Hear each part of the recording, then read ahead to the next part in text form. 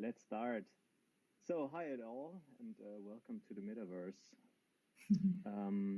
I want to thank at first the creators of this Metaverse, Recollecting Futures, Miriam Arbus to Toronto from Synthesis, and yeah, of course, Julia's here with us from Pylon, and of course the Republica 2021 for having us, and of course all the artists involved. Yeah, fantastic, and I'm happy to be a part of it and having such interesting and talented colleagues here. And yeah, well, get in a moment because we don't have that much time. Our discussion today is about keeping up the metaverse ideas and practices emerged in the past pandemic year. But before, everyone can please introduce themselves here. And yeah, I guess we start with Julia. Is that okay? Okay. Then Bika yes, and sure. then Martina.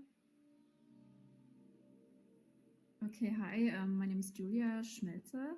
I'm the co-founder and practically director, curator, however you want to call it, at Pylon, which is a hybrid of online archive and an art space, a physical art space, still for time-based media and digital arts. And yeah, so practically happy to speak today with you about the options of dealing with real life and also online exhibitions. Okay, thank you, Julia. Good to go? No, Bika, go on. Hi, I'm Bika Rebek, and I'm a partner at an architecture office called Someplace Studio. We've been working on physical and digital spaces for a couple of years now, and that has intensified in the last year. I'm also teaching at Columbia University in New York and at Yale and other architecture schools in the Northeast, and working a lot on 3D scanning and sort of thinking about the transition between physical reality and virtual reality and how the two interact. So I'm really excited to be here and to hear in such good company and to have an interesting conversation. Yeah, and I'm Martina Menekon. I'm an artist as well as curator based in Vienna. My practice is mainly around virtual art and virtual reality art. And at the moment, I am a university assistant at the Transmedia Art Department of the University of Applied Arts in Vienna. And I'm also the head of extended reality and co-curator of the area for virtual art and the Cyber Festival on behalf of Soundframe. And we have been exploring the Metaverse and Mozilla Hubs and online and virtual exhibitions over the past year. So I'm really looking forward to the discussions today. Thanks for having me. Awesome. Nice for having you guys here at the panel talk. And yeah, I start right away. First, some general questions everybody is allowed to answer, and later I like to deepen the conversation and ask everybody a few specific questions. But then you can still connect, right? So my first question to you is, in what ways the pandemic has influenced the development of digital art? And in the ways it was presented and exhibited. Well, I think I can speak both as curator and as artist. So for me, as an artist, what really changed was coming from my virtual reality background. I always used to make like this very intimate and personal experience of my own pieces. And suddenly with the pandemic, the fact that we couldn't really have social contacts, we were stuck at home. We still are, some of us. This kind of changed into wanting to create virtual experience that would be experienced by many at the same time. So this idea of social VR or social virtual spaces really, it was kind of forced because of the lockdown, but it became really something I want to keep nurturing and developing. And I think as curator, this also became an empowering tool. The fact that we could still create exhibitions and gathering together at an opening, but also what I think it's really, really special and really beautiful in the sad and bad moments we're living in is that finally we were able really consciously and with a deep understanding to create a space for virtual art in their native environment, so in the virtual space. So without translating into the away from keyboard space, but actually existing where they should be existing, which is the virtual. Oh, that's interesting. What's with the others? Did you have the same empowering moments like Martina here? Well, maybe both, rather the positive and the negative at the same time, I'd say, because at Pylon, our conviction is, okay, if we do the physical space, we want to have large scale, one-to-one executions of artists' visions of their work. So it's a lot of big projections, immersive spaces that we create. And it's, of course, hard. You can translate that 100% into digital. But so with also, as we watch a lot of art, with the first wave and the first lockdown, the vastness just of online exhibitions that were basically just streamings online was just so overwhelming, to be honest.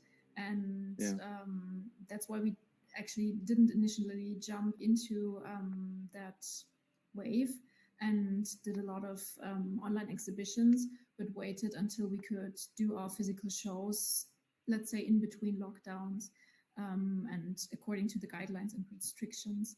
But we had, apart from this great exhibition, which is a new thing, as the Mozilla Hubs, of course, allows the gatherings, which is such an important aspect of doing exhibitions, just because you need the mediation of art with people, the exchange which is different than if you just do a streaming and wait for maybe a comment on Facebook or something. But last year we also did a collaboration with Art by Gallery in London, and we had kind of an extension on one of their programs, which is called Art Byte on Screen, as an extension of our physical exhibitions that we did in the fall of last year. So that was great to have just a combination and to say, okay, if we have to close right now, that something is still existent in the digital realm somehow, and people can reach it and grasp an idea of an artistic position, and that's not just closed. Because of a lot of the greater exhibitions or institutions just shut down without offering any, let's say, any aspect of the exhibition, which I think is sad for both the artists and the viewers. Just Okay. Yeah, so, thank you. Let's go deeper in this. How would you like to see the digital art evolving in the future? What do you think is missing, for instance, or something that needs more development? You're asking me? I asking all of you, like. I think maybe. I'm not mainly the artist, but artists do an amazing job. I mean, so much is happening at the digital facilities or just programs.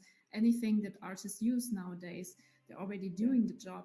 I think it really is up to the institutions or mediators or curators or whoever to encourage the technology and just encourage to engage through the technology, which I think, as sad as the pandemic is still, is a benefit of it, because it really forced people to, okay, I have to go online, which might be a kind of annoying interface because it's indirect, but at least I can get in touch and I can engage, and I have to.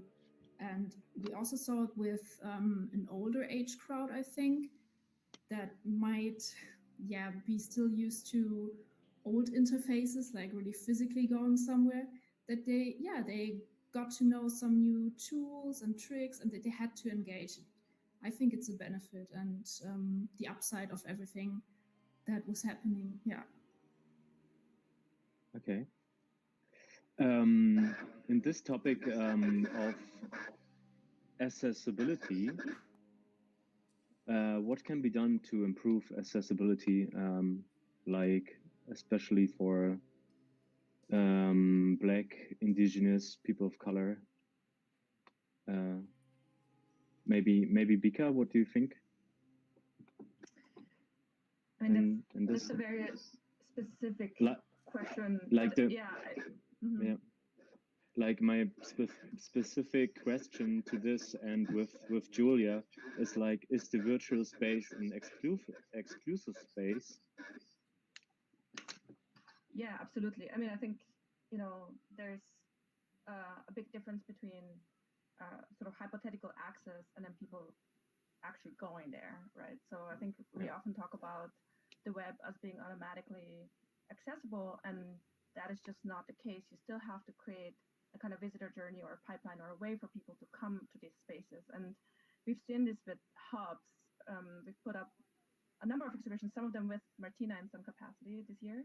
And Martina and a lot of people have been very engaged in getting people to these spaces. But as she knows and as I know, it's actual work and engagement, just like with a physical space, to get people into these spaces, which is interesting, right? Because in theory, the internet should be open and accessible, at least to anybody who has a smartphone. So that's a whole category of people who don't have access to that, right? So, but even not taking that into account, there's also sort of literacy in terms of like actual technical skills, kind of what Julia was referring to in terms of older people. But then there's also developing kind of a language around it and a kind of intellectual accessibility to these spaces. And I think that's where I would like to see you asked earlier about like where does it need to go, or what do you want to see more of. And I think that's really the kind of work where I want to see more of. And working with my students, I also noticed that I told them you have to it's not enough to put the space out there. It doesn't matter how amazing and interesting it is. We have to be generous to the audience. We have to be, put in all these little ways that makes it actually accessible to the audience that is important to you, that you define. And some of them were, a student of mine created a block party in Harlem, which was awesome, in Hubs. Okay. And nice. she actually brought in her friends, and the avatars were all people of color because this is her community, right? And so just walking around as a person of color in this virtual block party was a slightly different embodied experience than I would have otherwise, and she brought in her community. So that was really an example, a really wonderful project. I thought that was really inclusive and came kind of from within, and also helped to kind of spread the technology and make it accessible. Yeah. So it does give us the opportunity to act in the city under different circumstances. Like today, that's another question I would ask to you. It's like working from elsewhere. You don't have to go to a city office, and under this capitalist system, those offices places will disappear in the future when this is when working remote is is a right. And what will profit the unprivileged? Like lower rents, more free city spaces, like for example New York. So many people were leaving New York, like during the pandemic. Is that correct, Pika? Yeah. Oh, absolutely. Yeah, a lot of people left. Some have come back. It's always a bit of a coming and going. Rents have gone down, but not significantly. It's still way more expensive than most other cities, and they're going up again now. So we actually had an intern last year that was entirely remote, and she was, all over the U.S. actually during the internship. Like she was kind of traveling, seeing family and stuff. And it was a really interesting experiment for us, more like a test case in terms of, can we have a fully virtual office? I mean, we already work fully remote since before the pandemic because of the condition that my business partner is, well, he's based in Vienna and Berlin at the moment. I'm based in New York, Vienna, and Berlin, I guess. So we're spread out already. But our interns have always been people that would come. We're renting spaces, physical spaces, and they would come and meet us because it felt like in order to start a project, a relationship with somebody, you kind of have to be in the same space. So this was different, but it was also somebody that I only ever met online because she was my student in an online course. So I already knew that she works really well online and that we have a rapport that works, on Zoom or on Slack. And so as a proof of concept, it worked. I just, still miss the physical connection and seeing somebody for sure. And I think people have been talking about that fantasy of remote work ever since the internet has begun, and it has certainly intensified. But I think the premium that people put on physically being in the same space is just never going to go away. There's something about that, and we're noticing that now with reopening, right? Like people really, really want that. And so I think it'll be hybrid, and I think kind of being open to these hybrid conditions, it's what's really exciting to us as an office, and where I also see a lot of offices going. And I've also talked to a lot of people who in the beginning were really excited about working remotely. And having done that for years, I knew that they're going to, after a couple months, they're not going to like it. And that's also why through the whole time, I've rented a desk in an office where I could go to that's not my bedroom. So I think people will realize that these things are, the little office chat, the casual conversation, the annoying coworker. This is actually also pretty important to our well-being in some odd way. Yeah, I think also what we learned really from this past year is that yes, we can be online, but we also need a physical and virtual are in the end one big reality, and we need to cope with both. So this idea of hybrid, I think this is really where we have to focus rather than being pro-virtual and not pro-physical, or the other way around, being pro-physical and no virtual.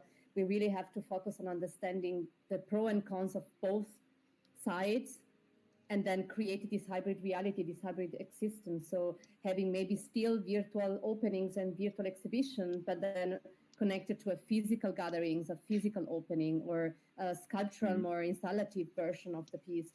And I think this is where it's really exciting for me to see the future going in this direction. And if we look back even in science fictions, when we talk about metaverse, this was a virtual space that you have to access through the physical reality. This is not something that just exists in the virtual; it exists in relation with the physical. And I think this is really an important learning that we have to do, and maybe we'll take a bit to make everyone happy with that, because now there is I feel like a lot of refusal for the virtual at the moment, at least here. So I'm really hoping that people see the potential of combining those two realities into one. I think as far as accessibility goes, there's also the opposite. I mean, we're people that live in cities or metropole regions, and we have to, normally or before lockdowns, we had the accessibilities to cultural institutions or just any cultural offers or just more people.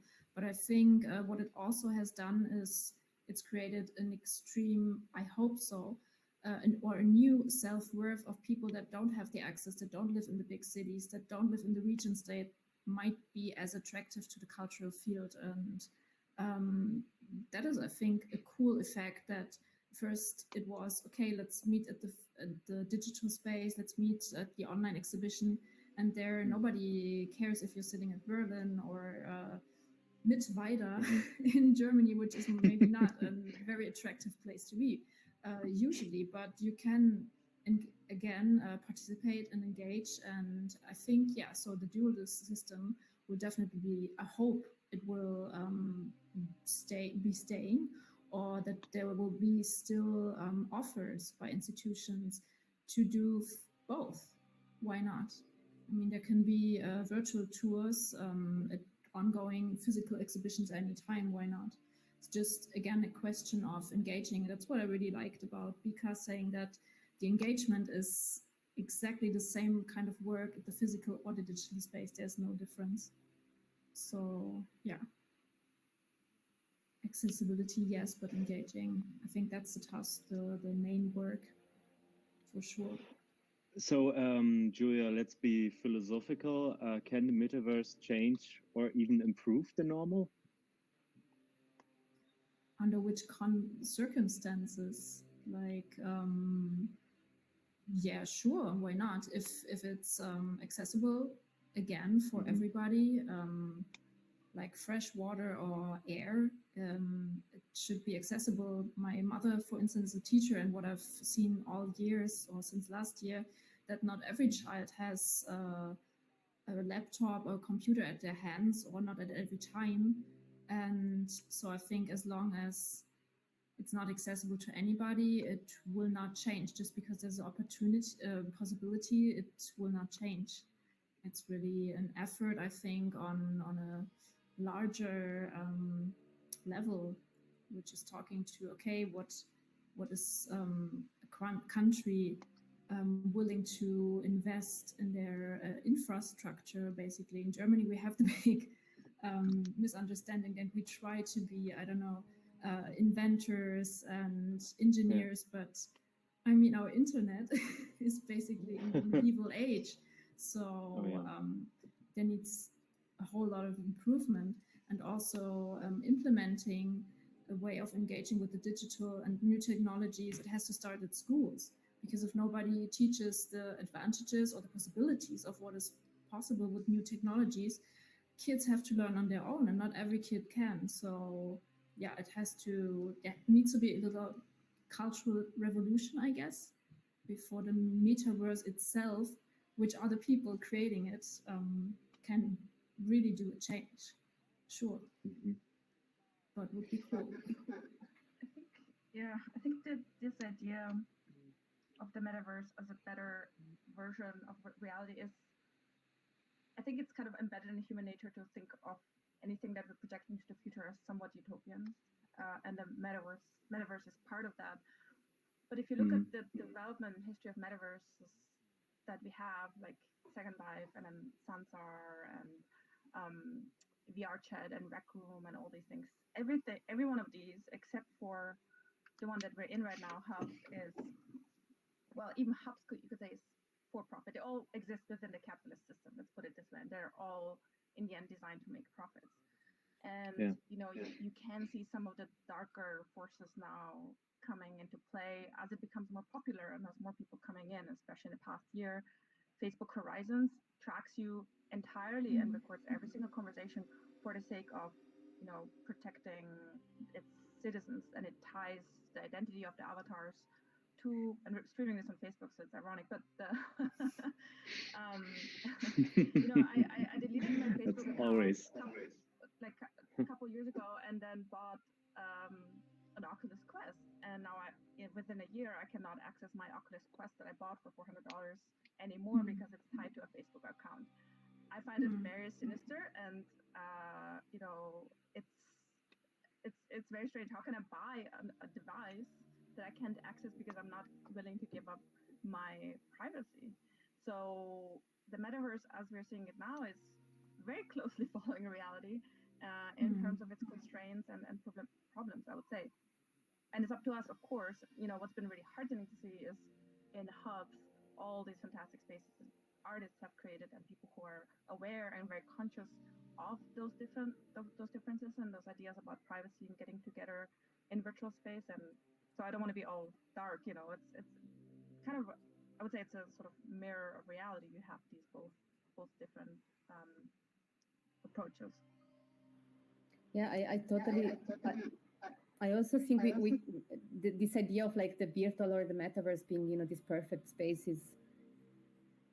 it's impossible in the very sense that, we are creating the virtual spaces, we humans, and that means that all the flaws that we might have in the physical reality are also going to be reflected on the virtual, and the super nice things that we have in the physical reality are also going to be reflected. So I think, Bika, you really made a super point here that it it is a mirror of reality. It might look different in terms of aesthetic, but it is a mirror of our reality. And I think like in spaces like Hubs, we've seen a bit of more conscious decision of going against what is not maybe working on other platforms, starting from even just avatar customization, not only, you know, female, male kind of looking avatars, but like the possibility of expand what a body is in the virtual, to the fact that, you know, nobody at this point is or has been willing to kind of damage the freedom that you have on Hubs, to get a link without giving data, to protect the spaces by not creating a full map of all the Mozilla Hub spaces that are existing out there, which makes it really nice to, you know, or very unlikely to find trolls around here, for example, compared to maybe Second Life. I don't know how it is now, but I mean, I remember when I entered the first time, it was not a pleasant entrance in Second Life. Let's see. It was, so I think this is also something that it has to be a bit dismantled, like this, you know, this feeling of the virtual being the perfect place to escape to. Can be, but also can be not. And to go back to what Julia said, I think like really learning this from very early age is extremely important, to educate kids about what the internet is, what the metaverse is, how to, not only how to use it, but really how it is already working. Mm-hmm. And also what it means to feed an algorithm with is partly touched by the exhibition we're currently in. I mean, I don't know if every young citizen or child that's already browsing in the internet and using all the applications nowadays, which is mind-baffling because they're not made actually for, I think, a certain kind of crowd, like very young children, but they use it. And I think what a young child, which has a limited action space, does not really grasp, and a lot of adults don't either, is the snowball effect of algorithms, that you feed a tiny piece of information, but it becomes a bigger thing because just the range where information is going is bigger. It's different than when you talk under four eyes from one to another person. It's two people and two sets of ears. But in the internet, that is not the case. And I don't know, I saw a very interesting documentation about crowd workers that, I don't know, where information is basically mined, not from the algorithm, not in artificial intelligence, but which is fed by people still, that make, I don't know, 70 cents for a task where they answer simple questions. Mm-hmm. And that feeds the algorithm that we all are at one point in our life, whether we use an application or a service or whatever we use online, we are submitted to. So yeah, I think, again, education is key when it comes to this, that feeding the algorithm is a responsibility as well, that just because you're in a mood, saying something or making a comment, it can translate into something completely different, like the butterfly effect, basically. So yeah, it can be a great place, it can be a better place, but it's still, as you said, Martina, it still is because of us that it can also turn into something dark, or it still has the same challenges, basically. Yeah.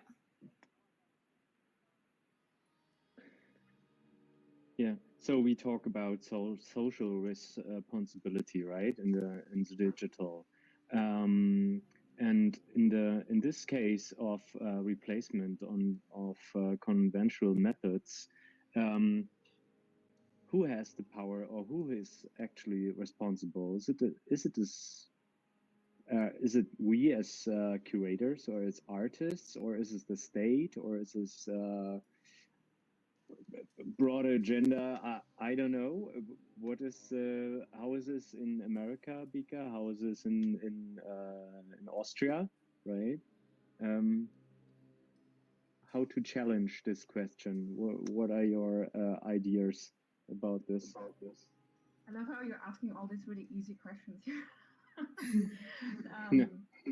Well, I mean, as you probably know, is it a death spiral? Yeah, there's a much more intense privacy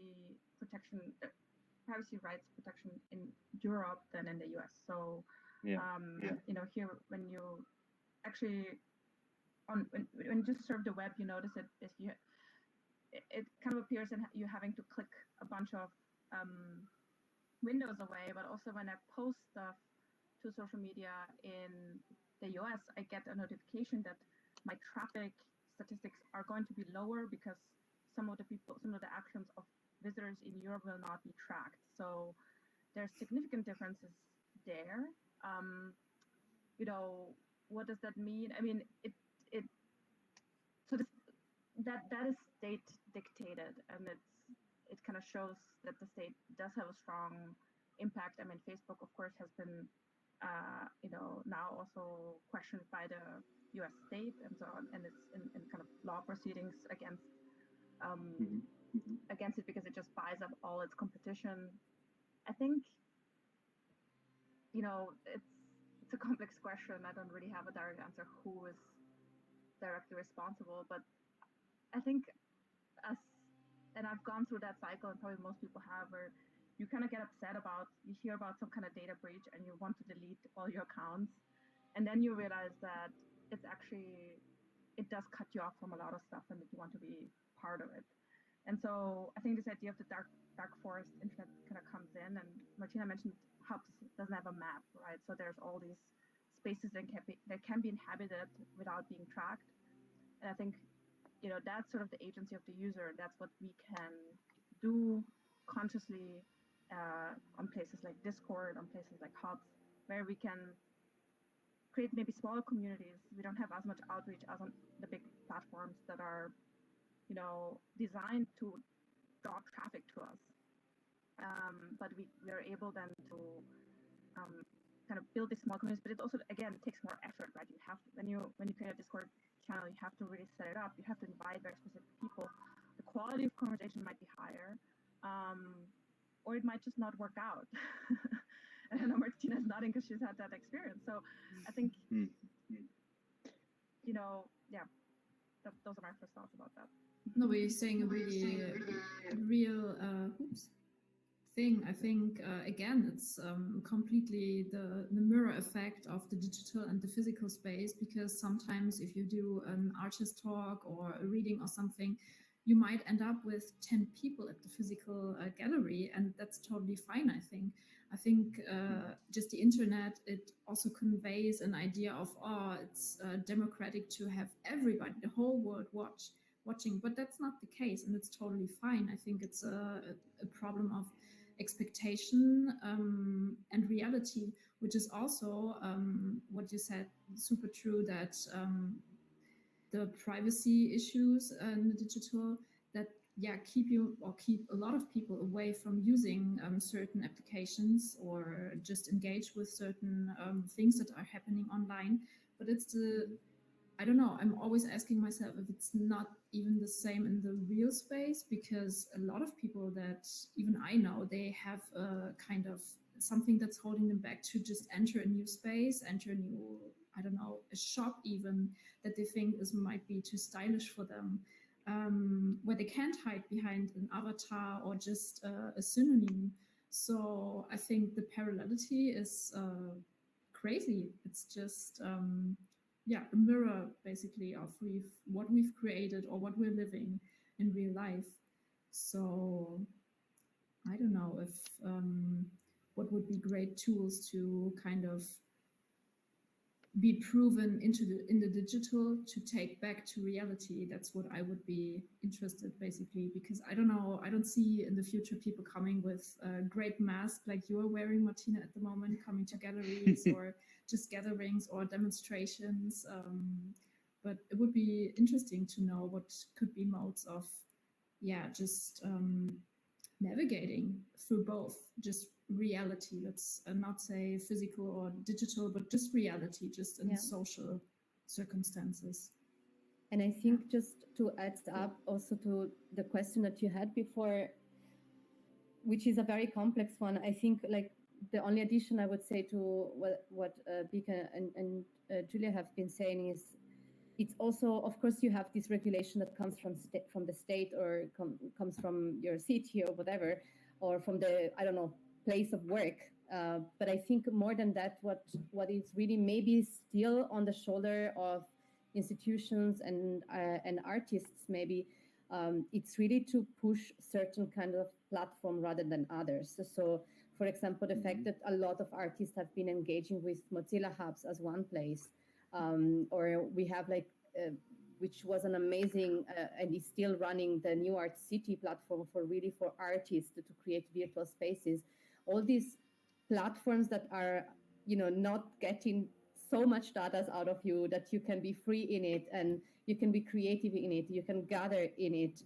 I think like the pushing of this, it's really what I want to see a bit more. Like there has been a lot of big festivals using hubs, but they were using their own servers because open source, they could take the code and create their own space. And I think what on one hand is amazing, you can do that. Hubs Mozilla allows you to get the code and create your own space. On the other hand, you don't know that it's done by Mozilla. You don't know that this is Mozilla Hubs. And this also, it's a bit damaging because people will not get to know that there is such a company that is making such a work that it's so important at the moment. And I think this is, for example, not allowed with Facebook. You cannot just take whatever interface, like the code of Facebook, and create your own and call it something else, right? So I think like the pushing of open source and free to access platform for artistic creation, I think this is going to be really extremely important from now on. I just want to add one thing here that, like you were talking, I thought of one particular thing that I think is happening now that I can, because you asked about who's responsible, and I can, I see one thing happening now more intensely than ever, is, even in a country that is very aware of privacy, traditionally aware of privacy rights, now the idea of connecting all your data together, so your virtual data, and then with the in Austria, the green pass, and this is happening in similar versions in different countries. It's already happened in the US, but now it's happening in Europe, despite all these privacy rights, more intensely, under the kind of pretense of safety again, right? Like, it's for the safety of the citizens. We have to, and again, using the pandemic as a kind of excuse to connect different data sets from the same person into one big data set that is, that the state has access to. So we're really going into a complete control state kind of apocalypse, in my opinion, if that law is getting passed. And they're all saying it's temporary, for the sake of the pandemic, but we know how those things go down, and it's that's something that's, I think, a quite negative development that is happening right now under, literally this law is being proposed in the Austrian government, I think this last week. And you basically, in order to access any kind of public service or restaurant, you have to have this green path, the vaccine kind of proof, and that is all tied to your data. So those things are very real, and they're happening right now. So I think that is something that the government should not, should just not infringe upon citizens' rights in that way, and that kind of brings the metaverse in touch with reality in a hybrid way. I would say that is really problematic. Because, and people are sometimes asking why. What's the problem? It gives us more safety, as the state says, but the problem is it also gives the state insight into people's lives that maybe don't, are none of their business, and that they could basically infringe on people's rights. Okay, thank you guys. So we hope the best for possible dialogue, for progressive dialogue between the realities. And I'm going into the questions now. Hopefully there are some, but I guess there are some. Vika, did you close the mic? Yeah, I was muting myself when I'm not talking. Oh, okay.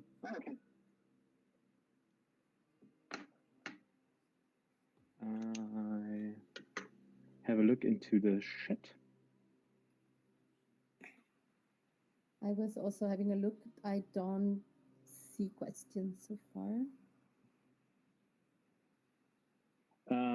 Do you have questions for each other? Sure, plenty. Yeah, go on. We have some time left.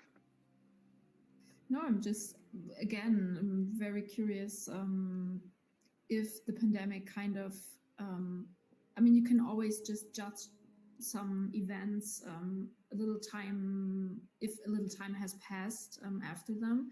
But if the pandemic kind of brought important change to a lot of things like the cultural work, also social works, because yeah, people are on the streets at the moment. They are fighting for certain things, and I don't know if it's just in the shadow or because of pandemic, because pandemic accelerated maybe dialogues that have not been there before, or because what I thought was incredible to see with Black Lives Matter, actually before, right after the first lockdown, I was super impressed how many people actually went to the streets because they felt kind of restricted from expressing their opinion publicly, even though you can express your opinion in the digital. But it was a very, I don't know, to me, after a certain weeks and months of lockdown, was incredible, just images following what happened worldwide with the protests, and a lot of other protests now also in the recent present, unfortunately. But I think, again, what you said is very right. People want other people. They want the physical the real one-to-one contact. But also, I think our how we enter the world, how we navigate through it, has a lot changed through the pandemic. I don't know if anybody else has that effect too. But now, when you see old videos or films and people interact totally normal, like in big crowds and hug and kiss, and I'm like, wow, that's so strange to me now. And this is just a little part of it. I actually also, as said, I indulge in getting access to shows I could not go every other weekend, like to Berlin, and see some things online, or concerts online. Is just, for me as a mom that cannot go out to concerts in the nighttime, I love to watch them online, even though the effect for the musician is not the same when I'm sitting at home and saying, yes, cool.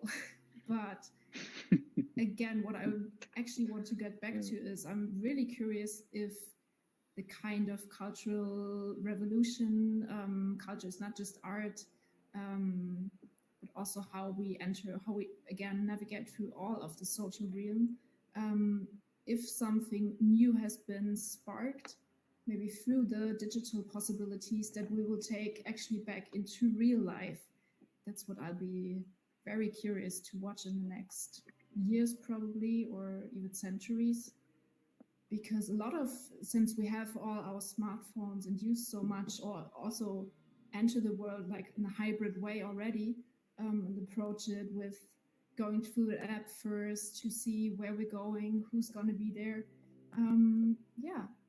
It will be cool to see if maybe some new tools to get the best of both worlds will come to us or will be developed. Very interesting times. Yeah, there are. Yeah, I think definitely there has been like a very strong, at least for me, a very strong community building during the lockdown. Like, I've been connected with artists all over the world, but like since we have been going really online in places together, this really enhanced the connections that we might not have had really before, or just slightly before. So I think like there is this very strong sense of community for me that has been growing throughout the last year, and also the speaking up, using the digital tools to speak up, to really, on one side, use it for sharing and be connected, and on the other side, using this connection to speak up and share frustration, share a beautiful thing as well, of course. But I think this really has been growing extensively in the last months. Yeah, and from this have you got inspiration for a new work, Martina? I have to say, although I'm super grateful, I'm really talking from a very privileged position of a person that has a job, can work from home. I've been working a lot throughout the last year. I've been, pushing Mozilla Hubs, not only in the university. I've been working with Soundframe together to build Mozilla Hub spaces. So on one side, there was this part of like the curatorial work that really grew in the last year, and now I had to actually, or I have an exhibition opening next week, but I had to create 3 new works in the last month or so. I feel actually I am in the need of a break from creativity for at least a month or 2. But I definitely, what I'm slowly really in the need of is going back to think about physical installations and how to implement my work with that, because that was my resolution for 2020, was finally to push a bit my setup in the physical space and I couldn't do it. So that is one wish I really want to focus on. But on the other hand, I want to I'm very much interested in web-based art at the moment. My last 2 projects are just being accessible online. They're made for the browser. The browser is the space. So I really want to keep working on that. I'm gonna also at one point want to go back to VR, but I just don't feel so safe about it. Like it's not a device I want to put in a physical exhibition at the moment. I myself don't want to wear a VR headset in a physical public exhibition space at the moment. So that's the only kind of bitter part of this last year, that I kind of pushed myself a bit away from VR, at least for a while. Why is that? May I ask? Is that for personal reason, or is it the reason for, okay, you don't want the interface even in real life, in the physical, that you? It's really related to COVID. It's just like I really just because think of the headset. Yeah, I think it's like I personally don't trust the disinfection. That I saw how people are doing it in some spaces, and it's definitely not properly done. And I think like this, this fear that you, or at least I still have, it will just put me out of the work. It will not allow me to be fully immersed in the work. Apart from that, the moment that we can feel safer to wear a VR headset, I'm back. I can't wait actually, because I always love to have a physical exhibition with VR. I even bought a new VR headset for me. I'm just using it at home, but I really don't want to push people in an exhibition to feel like they're missing out because they don't feel safe in wearing headset. Me being the first. So I was working with a student. He's developing a VR project, and I was really like, oh God, I'm testing it, and then I need to like this headset is going. I was really feeling really not okay with that. I totally get it. Yeah. I think it will take a bit longer. It's not that it's not coming back. It will, but it will take a bit longer to feel super safe to just wear, to be super close to where someone else's nose and eyes have been. See, that's so crazy what can change in a year. Like before you weren't even thinking about the other person you're meeting maybe has anything. Yeah. And now you're suspecting everyone. It's crazy.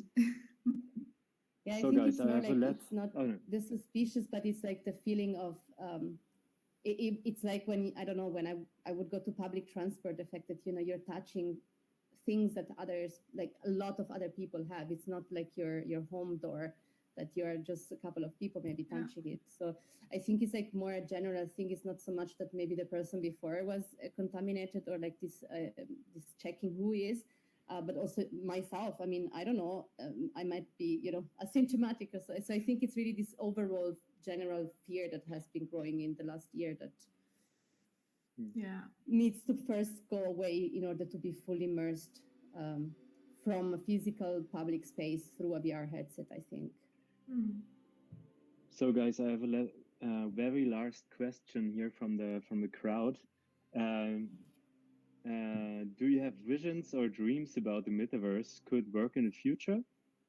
like interconnected platforms, or everybody's motion tracked. Everybody can answer.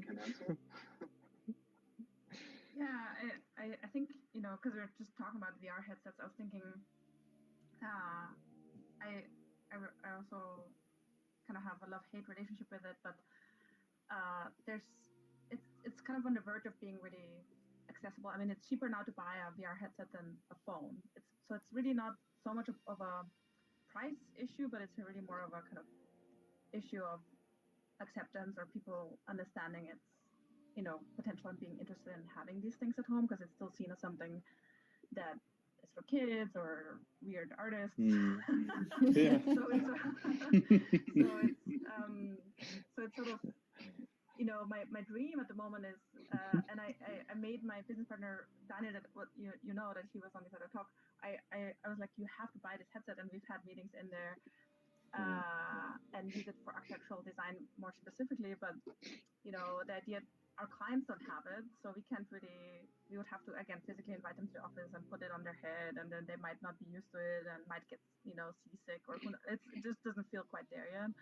But my dream is this moment when, just like you have your phone, you have your little headset, you put it up, and you can totally be in another space and be fully immersed. And that feels very, it's a little bit the technology that's always 2 years away, and so it feels very soon, but it's unclear when it's actually going to happen. And again, more because of cultural adoption than technical ability. But that's a little bit my fantasy, at least in terms of architectural design and being able to just go into spaces. I mean, I spent some weeks in intense lockdown last April, just flying around Google Earth and looking at churches in Florence, and it was I did the same. It's so interesting, But it was a really comforting experience, and I feel like everyone who would have that experience would understand why VR is really powerful and want to get a headset. So, that's my current fantasy. Yeah, I could sign everything. Yeah.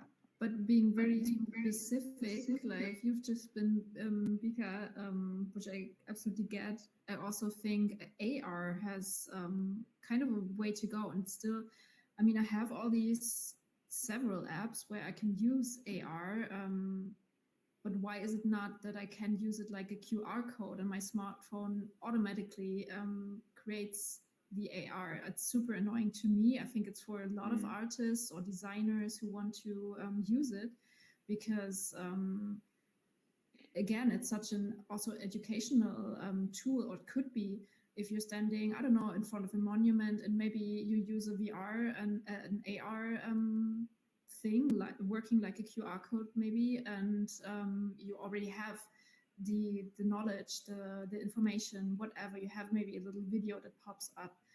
That would be really, to me, that's my dream, to, I don't know, somehow have someone make that accessible for a lot of people that are cyborgs with the smartphone.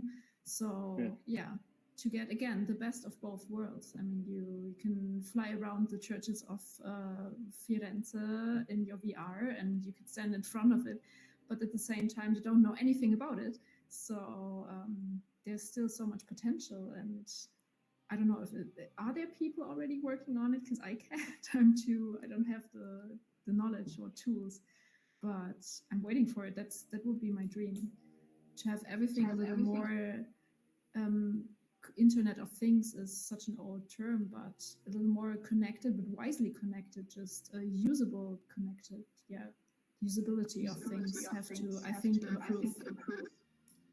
Those things absolutely exist. I mean, there was a startup a couple of years ago called Torch that allowed anybody with their iPhone to create AR apps and then export them and publish them. And there's a bunch of, they actually got bought up and don't exist anymore. And so the space is moving super quickly. And I know that several museums have created exactly what you're talking about, this kind of apps that, the Museum of Fine Arts in Detroit actually did exactly what you're talking about. You walk through, you have a screen, and it automatically picks up what you're looking at, and it kind of gives you I mean, it's kind of cheesy to have like an X-ray of a mummy, or but still, it gives you that extra layer of information about objects in a collection in a really, really nice way. But those things are, you need grants. The Knight Foundation is actually sponsoring a lot of grants, and I can send you a couple of references because I was at New Inc. in New York, which is kind of a cultural incubator, and a lot of people. There was a whole track of a whole group of people working on AR apps, doing that kind of stuff. So it's a thriving scene, but it's just still very.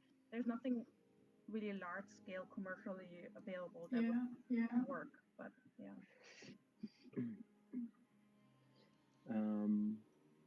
They did try it with Google Glass, right? Am I right? Yeah, Google that was Glass, a spectacular failure. Yeah. That was like the the capitalist movement over there. So like some questions. I guess there are a lot of questions we haven't addressed here. But is there a topic you would like to address before we wrap up? Or a question? A whole new topic? Well, I guess there. How much time do we have? No. We could talk ages, I guess. My question is, when are we all meeting in person and hanging out? Yes. And where? Yeah, let's do this. When are you in Berlin the next time? Like next week, right, Vika? Yeah, like end of next week. Yeah. Yeah. Okay. Somebody? I don't know. The time is over, I guess. But George did talk to me and said we can talk on. So, but I don't know. But we definitely should tell the people to come in Mozilla Hubs after the talk, because it's an amazing exhibition. I have to say it once again. I really, really love this show. I was bringing some students for a tour, and it was really it's just so beautiful. I think what is great that it's so flexible. Like Christopher had some new features when he did a screening, I think 2 weeks ago, and Carla, her WW Wonder Chambers or Wunderkammer, it's a continuous universe of I don't know how you call that, reopening, like I don't know, like the lid without the bottom, or I don't know how you say it in English, but it's like a never-ending thing, a perpetuous thing, which is great. And she just wrote, I think today, a mail about new interviews she's doing for the Wonder Kammers, and will have an event. I'm not sure if it's next week. I have to get back with Miriam and Carla about this, or George. But there will be an event with Carla as well, where she explains a lot of what she does, which I think is so fascinating, because it's, again, perpetuous. And that's nice about the space, because normally my experience from physical spaces, you can put in new work at any time as well, but it's not quite the same, not quite as dynamic as it is in the hubs here, because you can, as we did for the screening, Miriam put the landing point when people enter directly in front of something. It's very, the options are just incredible, and I think very nice from a UX point of view, or however, interface, however you want to call it, to just really take the viewer by the hand, let's say, as stupid as it sounds, and make the best of its experience. So it's cool.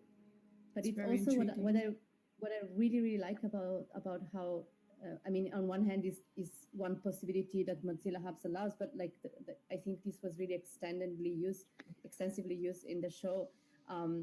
You know, as I said before, you don't have a map where you see all the spaces and how they're interconnected, and you have so many artworks being here in Mozilla Hubs in this show. So it's like what I really appreciate is like this kind of falling into the next world and then not knowing what's going to come next. And there is no other way than going through the full journey. Especially with Mosen's exactly work. It's crazy. It's just crazy and so clever and so beautiful, because that's really something I think very still unique. Because if I think back, Second Life, you would have the world map. You could click on one land and know what the land is about. So you could have a certain expectation of how the world you're jumping in is looking like. And the same, VR chat as well. I didn't really jump into Sansa yet because, to be honest, I forgot about it. But I guess it will work probably the same, that you would have a sort of map where you can find places and you would jump. And I really like this kind of mysteriousness that it's happening. Like, for example, here in Hubs, where you just see a portal, and now with the new feature, you don't even have to have the preview of the portal. It can be just a text that say "jump in." And I just really love this, this, I don't know what's coming when I click teleport, and I'm just gonna have to embrace whatever comes to me. And I think this is a very special feature. I would really like to see more of that in other platforms as well. This, at least the possibility of, being hidden from the map or something like this. Yeah. Or like it takes Vika, you kind of back to the real life experience that you will go. I don't know if you're going through several black boxes to enter a new space, or but it's a totally I think personal preference, because I know a lot of people, they need if they're browsing on a website or wherever, they need like a menu, a navigation tool. And I'm also not the type that wants that or needs that, but I know a lot of people that want to feel safe. Again, safe space is, I think, also a thing in the digital world. They want the arm handle and know where they get back to the home space. So I guess, I imagine there are a lot of people that go through Mosen's incredible works and are worried, OMG, how am I accessing the main exhibition again? It's like, you just view your browser history. I mean, you're not lost. Yeah. You're just on a journey. And I think maybe what I understand from you is the immersion is just different. Because if you're in the physical space and you really get lost in the physical exhibition or a maze, let's say a corn maze, you're immersed. You're kind of submit to the situation you're in. And the digital space, it's often that you have the power, or you think you have the idea of the power, because you can click at any time and get back to some place. And again, it's a very personal just preference, if you want this kind of security or not, or like to immerse in spaces. But I guess as you're an artist working with VR, you absolutely must love the immersion. So I mean, I've been many times at Mosen's place because I just love it so much.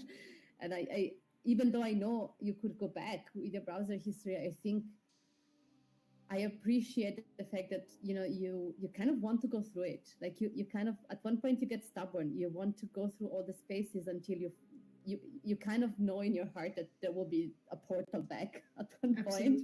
So you're looking actually for the way out. But I think that's where it gets really interesting for me, because the whole journey is looking the way, like searching for the way out through all these different artworks, and you're always checking, this portal doesn't look like the exhibition, so it's a new one and a new one. And then when you finally see the portal to the exhibition, it's like this mixed of like sadness that the journey is over and relief that you found your way out. It's like the video game experience, maybe, that okay, I have to go through the certain levels to have seen it all, experienced it all, and then I can leave, not before. To reach the mountain. Yeah.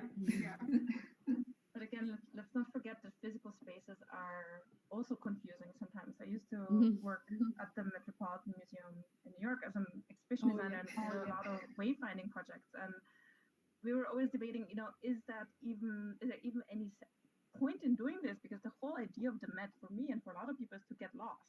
That's what you want, right? And so why we also don't do floor plans. Yeah, but then, again, like you said, some people really want that and need to study the map. And there's, some problems, because I think something like 60% of visitors always return to the main hall to orient themselves. And so it's also kind of a flow issue. But it was some of these same conversations we had there, and yeah, I think it's a little bit about. I think that's also really. Oh, sorry. No, it's okay. The audio was stopping. I thought you. I really like this idea of like whether that was a flaw in the building of the space or if it was really intentional. And I'm the kind of person that needs to know exactly how the building is done and where should I go not to get lost, because I get very stressed when I don't know the way. But for example, I don't have this in Venice. I love to just wander around and maybe I just get lost and end up very far from where I should go. And I wonder, like, how is this possible that, for example, a city like Venice is not getting frustrated when you get lost, but like being in a museum and getting lost for me is extremely frustrating. But then I'm not frustrated in apps, for example. In the virtual, I'm definitely not frustrated to get lost. That's not the case. But in the physical reality, I do very much. I only experienced the fear of missing out, like when I also go to the Biennale and Venice itself. And I think I have a pretty good intuitive navigation. But then sometimes my partner says, "Oh, you haven't seen this?" And I'm like, "What the hell?" Like, I should have used the map, because it's stupid to miss out things just because you, I don't know, want to ignore the logic behind things. But I mean, yeah, that's just a personal preference again, or just something psychological, which is kind of engraved in you or not. That's as long as you make the best of it, whatever you see. That's it. What we have mentioned, like being lost somewhere. It's like what I have in mind is when people. That's what people say when they have been to a festival, like a fusion festival or something, like a whole weekend, and it's like same thing with the metaverse when they're getting lost in there. Maybe some. Okay, thank you guys. Yeah. Oh yeah, go on. Okay. Yeah. No, I just wanted to say maybe some other substances are involved with this effect. It just certainly lost. Can be. Maybe. Maybe. Yeah. Okay, guys. Thank you very much for this nice conversation. Yeah, thank you. Yeah. Thank you. First time for me in the metaverse, like having a panel talk or discussion. Thanks for the awesome experience, and yeah, hope to see you in person next time, or again here at the Metaverse, and at all your awesome projects after they're coming after the pandemic. Okay, I wish you all the luck, and you're free now, but you can stay here. You're allowed. Thanks so much. I have to head out, but I'll see all of you soon. Bye. Me too. I hope see some of you for maybe Carla's event. We will announce that pretty soon. And yeah, and maybe Mosen will give a tour as well through his many spaces. So yeah, would be cool to see you back in here. Oh yeah, can I do a last picture? Like everybody is still like this. I'm doing a screen like checking. Woo! Hello. Great. Okay. Thank you. Nice. Bye. Thank you, everyone. Bye. See you next time. Bye.